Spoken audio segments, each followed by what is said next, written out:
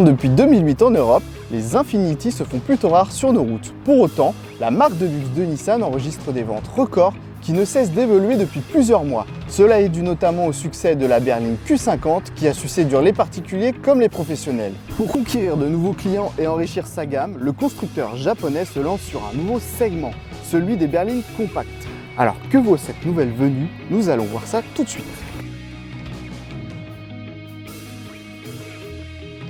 Grâce à l'alliance entre Renault, Nissan et Mercedes, Infiniti a repris la plateforme de la compacte à l'étoile pour sa Q30. Pour autant, la japonaise propose un style bien différent. D'une part, ses dimensions sont plus généreuses avec une longueur portée à 4,43 m et une garde au sol rehaussée. D'autre part, ses lignes apparaissent bien plus audacieuses. Fidèle à presque 100% du concept car dévoilé au dernier salon de Genève, elle se considère comme une voiture à mi-chemin entre un crossover et une berline et souhaite bouleverser les codes stylistiques de la catégorie. Ce que l'on peut en retenir, c'est que c'est plutôt réussi, car elle plaît, comme en témoignent les avis des passants. Pour notre essai, nous disposions d'un modèle en finition sport appelé Q30S. Il se démarque par un abaissement de la garde au sol de 15 mm, des boucliers avant et arrière spécifiques, des jupes latérales et des jambes de 19 pouces, laissant apercevoir des disques ventilés de 295 mm.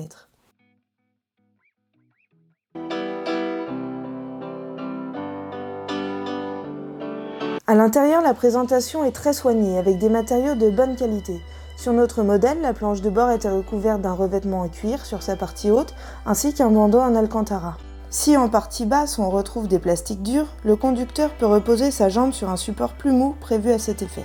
Les origines germaniques sont trahies par la présence de plusieurs commandes Mercedes, à l'instar du bloc de climatisation, des commodos sous le volant ou des boutons sur les portes, et des contours. Ces derniers, très lisibles, encadrent un écran multifonction relayant de nombreuses informations.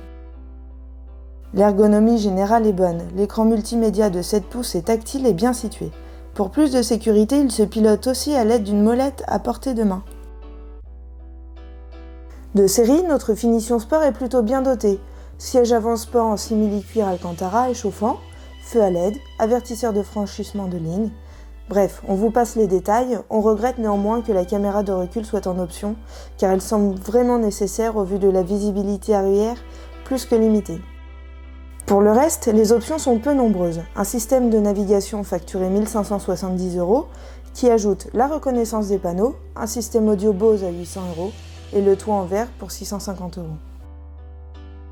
À l'arrière, l'espace alloué n'est pas formidable et le passager du milieu se sentira à l'étroit en raison de l'imposant tunnel de transmission. Avec 368 litres de chargement, le volume du coffre est dans la moyenne par rapport à la concurrence généraliste mais proche du trio premium allemand. Une fois la banquette rabattue, on obtient un plancher plat. Les rangements à bord sont nombreux, bacs de porte, filets ou autres poches aumônières.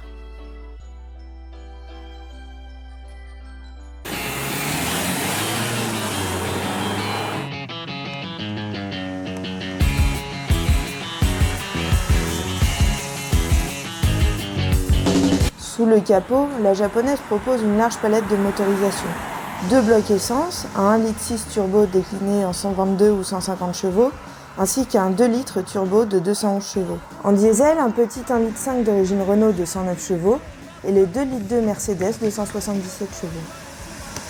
Fort de 211 chevaux à 5500 tours minute et 350 Nm de couple de 1200 à 4000 tours minute, le 2 litres turbo établit le 0 à 100 en 7 secondes 3 et atteint la vitesse maximale de 230 km/h. Avec une sonorité plutôt agréable, ce 4 cylindres plein d'énergie anime avec brio notre Q30, lourde de 1,5 tonne. La boîte à double embrayage à 7 rapports se montre très douce et réactive et propose un mode manuel avec palette au volant. 4 modes de conduite, normal, éco ou sport, interagissent sur cette transmission et sur la cartographie moteur. Nous avons particulièrement apprécié le niveau d'insonorisation à bord. Malgré nos jantes de 19 pouces chaussées de pneumatiques taille basse et des suspensions plus rigides de 7%, le confort est pour autant bien maîtrisé. La tenue de route est très saine en raison de la présence de la transmission intégrale, capable de transférer jusqu'à 50% de la puissance aux roues arrière. Le train avant, précis et le freinage performant permettent d'enchaîner les virages en toute confiance.